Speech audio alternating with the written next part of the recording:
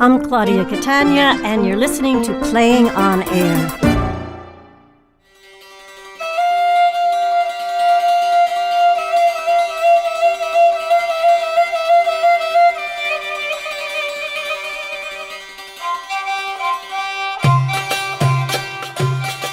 You are about to hear Counting in Sha'ab by Emma Goldman-Sherman, whose work has been produced internationally. Counting in Sha'ab is directed by Omar Metwally, also known as an Obie Award-winning actor from Showtime's The Affair and Atlantic Theatre Company's production of Guards at the Taj. The cast includes Ramsey Faragallah, Rasha Zamamiri, Eden Zane, and Peter Ganim. And now, Counting in Sha'ab. We're in Baghdad, 2015. In the Sha'ab neighborhood of Iraq's capital city, a car bomb has just blown a large crater into a busy road, leaving destruction and bodies in its wake. We see Abu Omar, a family man in his 40s, sweeping shards of broken glass from the floor and fruit displays of his small supermarket. Ali, a young man who works at Abu Omar's computer store across the road, enters. He's covered in dust, stones, and plaster. Allahu Akbar! Allahu Akbar! La hawla wa la quwwata illa billah! Shoo صار? Allahu Akbar! Abu Omar! Thank goodness you're all right. Allahu Akbar. Alhamdulillah, Abu Omar, alhamdulillah. I should call my mother. You know she worries, I worry. We're a nation of warriors. Oh, I am a mess, all covered in dust. Abu Omar, don't want to cut myself. There are pieces of glass. Abu Omar, I can help you. Here, give me your broom. Did you see it? Of course you saw it. How could you miss it? And a Land Rover, too. I always liked those cars, SUVs really. What a waste. And the lives too, of course. I didn't mean to say that we should mourn the loss of a car over the lives of so many people. My mother, here, take the broom. Abu Omar, do you hear? The police are coming. Mother, it's me, Ali. I'm at work. No, I'm not in the store, Mother. I'm across the street with Abu Omar.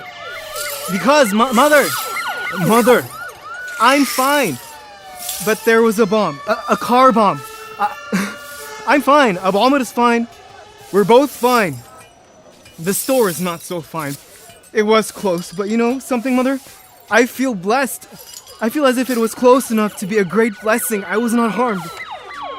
Yes! You can tell them all. Yes, I'm fine. I didn't even get a splinter, a shard, nothing. There are bodies. Yes. Some. Several. The hole left behind by the car bomb. It's a big hole. It's like a meteor hit like the one in Russia. Life as usual. And then the sky falls in. At least here this happens more and more. We might even get used to it. I didn't say I am used to it. I'll have to move all the computers to the back, lock them up. I'm sorry, I don't know how many bodies. People. I should think of them as people, not bodies. They were people. The police have come, Mother. They are counting the bodies. They're lining them up against the wall of the carpentry shop. 10, I think. Maybe more. I have to go now. Abu Omar, I can't talk to her. She's like an old woman now. This could make old women of us all. Kurdish, hello. Everybody safe here? Is there such a thing as safe? The police got them lined up outside the shop. It's terrible. Some parts missing. They should cover them with a sheet. We offered drop cloths. They waved us away. They say they'll be gone soon. Ambulances are coming. Did you happen to notice how many there were? No. Do you think that's wrong of me? I would have had to step over them to get here. But I couldn't. I went around. Oh, I came to buy Cokes for the carpenters. Can I get 4 Cokes, Abu Omar, please? Certainly. 4 Cokes coming right up. Thank you. The men are all shaken up. We saw how close it was for you, Ali. Did you call your mother? I did. I wouldn't tell mine if I got that close. I wouldn't want her to worry, but then who do you tell? You think I should have pretended something else? I don't know what I would do. I'm not you. But you wouldn't tell your mother. You just said so. Maybe your mother is strong, hardy. My mother is like a bird. My mother is not a bird. My mother is more like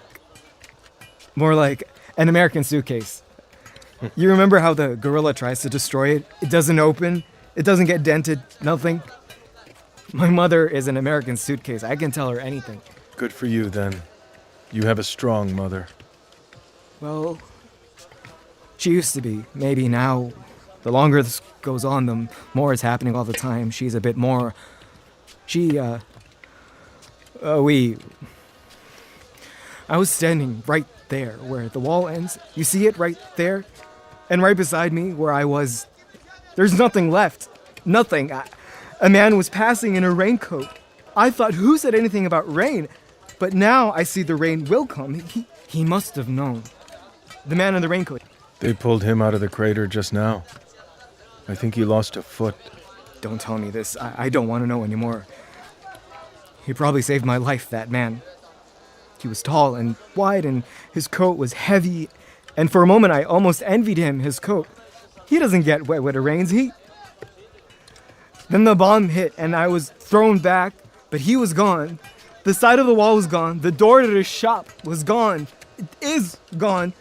What was I doing there? I should have been inside with the inventory. You don't know, Ali. I should have been doing something else. But there could have been glass, metal, anything could rise up. But I should have been inside. A piece of the car or the bomb itself. Anything. Who knows? I'm glad I told my mother. Say what you want about your mom. I have a mother who can hear what I have to tell her. Allahu Akbar.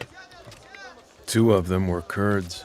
Did you know them? I don't know every Kurd in the city. I wasn't suggesting that. Only asking. I just noticed. You brought it up. It doesn't matter anymore. We're all the same here. I agree with you. I don't see any reason to fight amongst ourselves. Exactly. I was just saying. Of course. We see things, we talk about it. It's only natural. How else can we be? Please, I can sweep.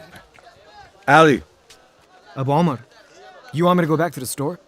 it has to be cleaned up. Move the inventory to the back where you can lock it up for the night. I'll have to walk around the hole. It's just down there. I did it. Ali, the whole is finite. The whole world is finite. I'm going. It's good to see you, Quraysh. Good to see you, Ali. I'm glad you are alive. I am alive. It's very quiet there in the shop. You can turn on the radio, Ali. You can call your mother again. I was just thinking that. I can walk over while I talk to her. I'll tell her how big the hole is. I can measure it with my feet. Did you know that my shoe size makes exactly 32 centimeters? I can measure anything I want this way.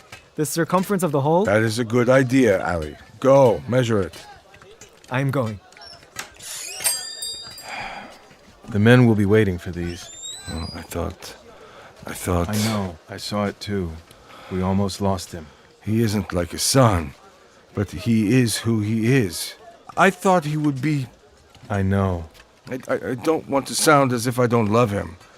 I don't know if I love him, but I don't not love him. I mean, he's a man, a young man, a good person. Maybe he was outside because I called him to come over. Maybe it would have been his blood. Salam alaikum, Muhammad. Alaikum salam. I'll be going now. Thank you, Abu Omar. Anytime. Come back soon, Quraysh. I will. What can I do for you? Oh, just groceries. Every Wednesday we're out of everything. You know how they eat it up. 7 boys, all with stomachs to fill. You're not afraid of the car bombs? The hole is filling with rain. For the bus, for any cars, it will be a hazard. They will reroute them. The street will have to be closed until they fix it, but people can get through. On foot, you know. People will come, Abu Omar. Everyone needs groceries. And your husband doesn't mind you out and about like this? I'm sure he minds very much, but what can he do? Shop for groceries himself? He has his office. The best thing is to keep our routine. We can't let this shake us, Abu Omar. We can't let this scare us away. We must go on. Like nothing has happened? Every other week there is a car bomb. And the bodies, whether from the bombs or from the guns. Have you seen? The bodies? At the end of my street, they leave them running like fountains. Each bullet makes a little stream. I am supposed to keep track of this? I cannot. I have to take a different road, especially when I have the children. I don't want them to see. I tell them, hold my hand. And if they can't have my hand, then they must hold my skirt or their brother's hand. Or I try to line them up like ducks. 1, 2, 3, 4, 5, 6, 7. I say, look over there at the pigeons. Look at the flowers. Let's count the trees. 1, 2, 3. I try to distract them, but what can I do? If they see, I have to pretend it is nothing. What else can it be? It's too upsetting to do anything else. You pretend, then? That you are used to it? Who is pretending? I'm trying to get used to it. I will get used to it. What else can I do? Thank you, Abu Omar. Thank you, Muhammad. Have a good day. Ali! Ali! Yes, Abu Omar. Did you count them? I need to know, Ali. Women, men, and the size of the hole. How big is the hole? I need to know, Ali. Ali, are you counting? I'm counting. I was counting. I'll start again. I've got to call my wife. That's what I'll do. I'll call my wife. Let me know when you have counted, Ali. I'm going to call home, but you can interrupt me. Do you hear? You can interrupt me because it's important. It's important, Ali. Oh, Ali. Ali. It's what I need to know.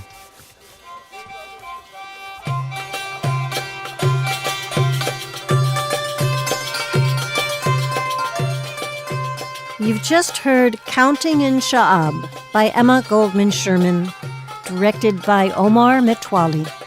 It features Ramsey Faragallah as Abu Omar, Eden Zane as Ali, Rasha Zamamiri as Shema, and Peter Ganim as Quresh. Hi, everybody. This play takes place in Baghdad, in Iraq, of course, and the United States chose to invade Iraq, and since then, violence throughout the Middle East has continued to erupt for almost 2 decades. Can you each tell us how this play resonated with you in particular? Can we start with director Omar Metwally? Sure. The play is about people, ordinary people, trying to deal with massive and shocking violence. And so I think, a lot of times when we think about war, we think about militaries and soldiers and this kind of thing. And this play is about a shop owner, a young man who's working at the shop, and a couple of people who are coming into the shop to buy groceries, trying to find some sense of normalcy in the face of this, and trying to figure out how do we keep going on every day while dealing with this kind of violence. And so that, to me, is a really interesting thing to watch, or in this case, listen to people try to do. Yeah, the thing that I loved about the character that I played, Shema, really speaks to me as, a woman who sees these bombs day in, day out, and she just wants her kids to live. Not live in fear, to just live. And me being Palestinian, of course, this story happens practically every single day over there, where really it's become extremely normal. So I really, really enjoyed the fact that Emma had all these different facets, of people going into the grocery store, and just really honed in on that perspective. I think the thing that has some resonance for me is about your play, Emma, is that these people are moving forward as best they can by turning their heads from the horror that happens to them. And I think they're just putting one foot in front of the other, and there's a loss that happens. They're detaching from humanity. They're compartmentalizing their own humanity and others, and it's a horrible place to be in order to live. And I think that's one of the things that's implied about this is that it's one of the worst things you can do is to get used to this horror and this death while you're vibrant and alive and as a culture. Right. And the paradox there is, of course, but how else do you go on? Yeah. You know, without doing that. Yeah. So Well, that's what. To open your heart to it all is just devastating. Yeah, but I loved what Omar said about, This is Emma Goldman-Sherman, playwright. thank you, about the people. You know, this is not a random sort of military enactment. It's very specific people, and we don't get to see that very much. The news does not cover how very specific people in a community, in a grocery store even, would respond to these things that are happening, like they're happening in Palestine, like they're happening in Syria, and so many places. And we as a people have responsibility. And so I really wanted to make that clear, that there are people and we could know them. Are there any common misunderstandings about Middle Easterners, a huge group, of course? Any pet peeve? The biggest misconception is kind of contained in that question in a way. It's common for people to think of the Middle East as this sort of monolithic, monocultural block. And it's just an incredibly diverse place with all kinds of people, all kinds of languages, religions. It's as diverse and specific and fascinating a place with as rich a history as any other part of the world. Richer in some ways, you could argue. So I think that... And older. And yeah, exactly. Ancient. Obviously very old. Fallacies abound, so I was just curious if there are Not any all that... Arabs are Muslims. That is the biggest one, that if you're Arab or you speak Arabic, that means that you're Muslim. Mm-hmm. And that drives me up the wall. If you look at Jerusalem, that's the birthplace of all religions, and everyone was Arab back then. And you can also live in an Arabic country and not be Arab. You can speak a different language. Because there are other languages in the Arabic world besides Arabic. Farsi. Of course. Kurdish, Chaldean, Assyrian. Yeah, Arabs are as diverse as we would think Americans are. Yeah. Even in our community or the Middle Eastern theater community here, there's just a great diversity. There's a great love and a commonality of our shared heritage, but there are people that are beloved and funny, and there are difficult people, and they're just like humanity. Exactly. You know, imagine this. There are people all over the world who live complete, well-rounded human lives. They eat, they cry, they fall in love, they do all these things, and they never speak a word of English. It's astonishing that America's been involved in warfare for 18 years. And in all that time, I don't really think Americans, in terms of being well informed or understanding even the nature of the conflict, have learned much at all. We don't want to. That's going to be my political contribution here. Say it again. Is that we don't want to. Particularly since the Cold War ended, we need an enemy. It's so much easier to have an easy narrative. Rasha, I read that you spent some time working with Syrian refugees on Shakespeare's The Tempest. Yes. In the Ritsona refugee camp in Greece. Can you tell us about that experience? Yes, that was the brainchild of the beautiful Jessica Hecht and Jenny Gersten. And, she had gone to the Ritsona camp in Greece, checked it out, and they wanted to bring just art, just something for the residents to do for an extended period of time. So, because a lot of times, companies will they'll go in for one day, do performance, and then leave. So really, we were the first group to go in there. And some of us were there for a whole month. Wow. Some people were there for 3 weeks, or some people even came for a week. And just the ability of sitting with these gorgeous people who are, Syrian, Kurds, Turks. There was Ethiopian, Kenyan, but mostly it was Syrian, I should say. But Syrian also from different parts, like Iraqi Syrian. But just bringing something for them to do on a daily basis. Before we went over there, our dream was to go in and perform it.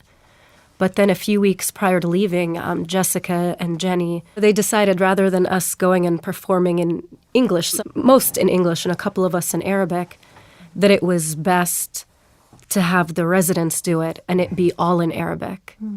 So, and it was really, really beautiful. That is beautiful. And we're going back again this year. So please take a look. Campfire Project and donate, donate, donate. Great. Thank you very much. Emma, it was a beautiful play. Thank you, Emma. Yes, And it does what theater's meant to do. Thank you, Claudia, and thank you all, really. Thank you. You've been listening to Playing on Air. Associate producer, Michelle O'Brien. Literary manager, Bonnie Antosh. Theme by Tom Cochan. Recording and sound design, John Kilgore. Audio editing, Julia Melfi. Playing on Air is distributed by PRX. Follow us on Facebook, Twitter, Instagram. You can visit us at playingonair.org, where you can discover new shorts and interviews with amazing artists. Subscribe to Playing on Air on iTunes or wherever you get your podcasts. And to help us share great theater with new listeners nationwide, rate and review a show. It's the best way to spread the word. For Playing on Air, I'm your host, Claudia Catania. Thanks for listening.